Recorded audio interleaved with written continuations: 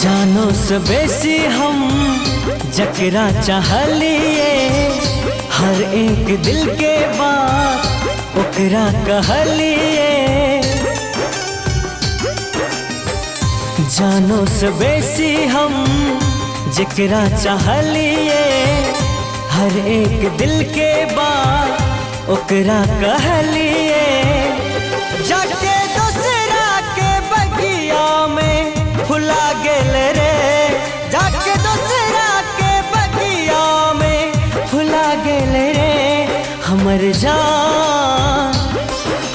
जान जाके ससुरा में भुला गेल रे। हमर जान जाके ससुरा में भुला गेल रे। आँख में आंसू आबि जाइ छै कानै से पहले, आँख में आंसू आबि जाइ छै कानै से पहले।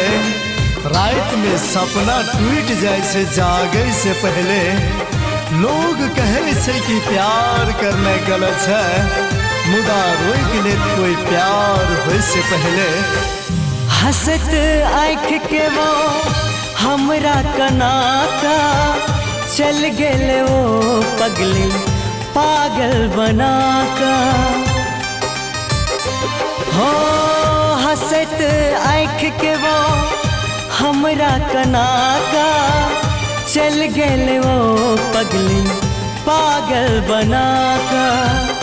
सोचल सपना के माटी में मिला गेल रे, सोचल सपना के माटी में मिला गेल रे।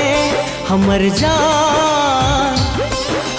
जान जाके ससुरा में भुला गेल रे।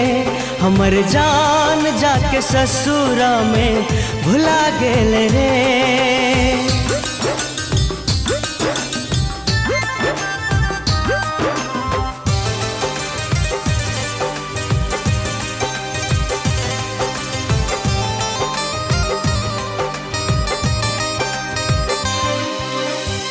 अखनो जीबै छै अंजन ओकर आस में, पागल मन भटके ओकरे तलाश में।